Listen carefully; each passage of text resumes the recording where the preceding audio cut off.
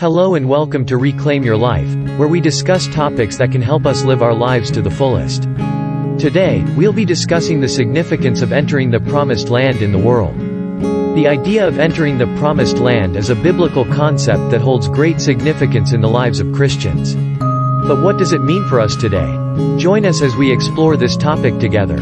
The concept of entering the promised land can be found in the Old Testament, specifically in the book of Joshua. After wandering in the wilderness for 40 years, the Israelites were finally ready to enter the land that God had promised them. In Joshua chapter 1 verses 3 to 4, God says to Joshua, "I will give you every place where you set your foot, as I promised Moses. Your territory will extend from the desert to Lebanon, and from the great river, the Euphrates, all the Hittite country, to the Mediterranean Sea in the west."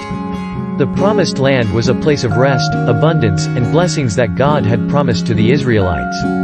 However, before they could enter the land, they had to overcome many challenges and obstacles, including battles with the people who already inhabited the land. But with God's help, the Israelites were victorious, and they were able to enter the promised land and enjoy its many blessings. So what does this concept mean for us today as Christians? We can also enter our own promised land, a place of rest, abundance, and blessings that God has promised to us. However, just like the Israelites, we may face challenges and obstacles along the way. In this world you will have trouble.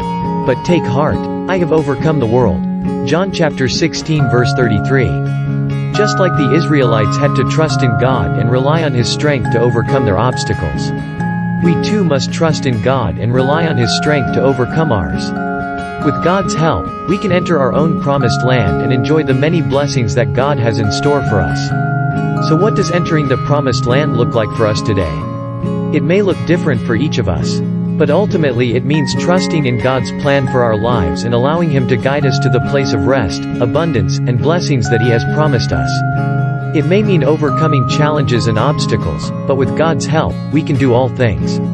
Do not fear, for I am with you. Do not be dismayed, for I am your God. I will strengthen you and help you. I will uphold you with my righteous right hand. Isaiah chapter 41 verse 10. So let us not fear the challenges that may come our way, but instead trust in God and allow Him to lead us to our own promised land.